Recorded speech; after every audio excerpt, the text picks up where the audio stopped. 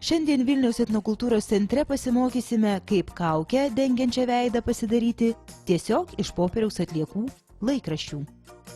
Kaukiai reikės plastilino, kaukės pagrindui padaryti, balto popieriaus, seno laikraščio, maišelio arba maistinės plėvelės, vandens, lipalo ar PVA klijų ir jūsų fantazijos. Dabar tam, kad jis nusimtų labai gražiai tą kaukę, nesuplyštų, mes užsitiesiam tą maistinę plėvelę, bet taip pradedam nuo vidurio ir palikit būtinai, kad ir ant lentutės užeitų. Ir ant lentutės, nes kitaip kaukę bus labai sunku nuimti. Ir va taip labai išlipdome taip gražiai, kad matytųsi visa išraiška kaukės, visos raukšlės, akys, nosis, viskas, kad matytųsi.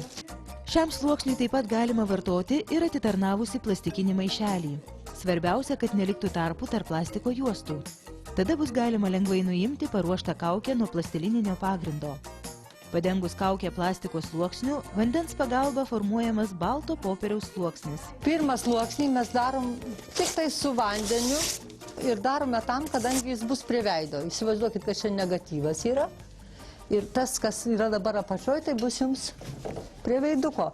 Dabar taip darom tokiu būdu, kad, reiškia, ten, kur yra tokie paviršiai paprasti, tai mes galim klijuoti ir didesnius popieriukus, sudrėkinam, bet ne ant lentutės, o tik ten, kur plastilinas prasideda. Ir prispaudžiam. Ir va taip nudedam visą kaukės paviršių. Anot Marijos labai svarbu, kad prie veido būtų sluoksnis iš balto popieriaus, o ne kokie keiksmažodžiai iš laikraščio. Tai žinoma svarbu ir dėl higienos, nes laikraštiniai dažai gali sukelti alergijas. Užklijavus balto popieriaus sluoksnį, primename tik su vandeniu, reikia pasiruošti seną laikraštį. Dabar dėmesio, jūs pažiūrėkit, kaip tie laikraščiai viena kryptim jie labai gražiai plėšosi, va taip va. Va, kai taip sulenkta nugarėlė, tai va taip šitą kryptim labai gražiai plėšosi.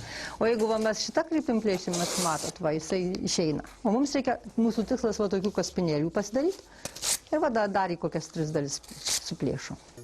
Iš seno laikraščio reikės klijuoti 7 sluoksnius su lipalu arba PVA klijais.